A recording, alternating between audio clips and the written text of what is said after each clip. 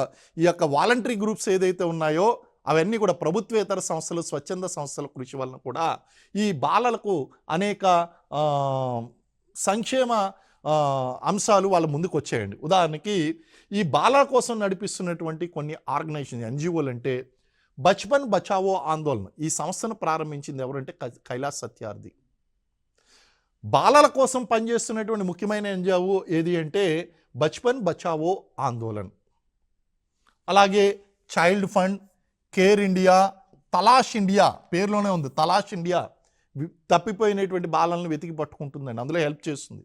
Talaash India, care India and children rights and you, cry organization, చాలాసార్లు మీరు వినే ఉంటారు cry, CRY, children rights and you, cry అనేటువంటి organisation.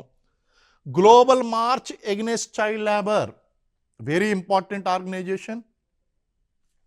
Kailash Satyarthi ఈ global march against child labour అనేటువంటి మూమెంట్ని స్టార్ట్ చేసి ఈ ఆర్గనైజేషన్స్ని ప్రపంచంలో దాదాపు 30 దేశాల్లో దీని యొక్క యాక్టివిటీస్ని స్ప్రెడ్ చేసి ఆయన ప్రపంచంలో బాల కార్మిక వ్యవస్థను కంట్రోల్ చేయడానికి కృషి చేశాడండి.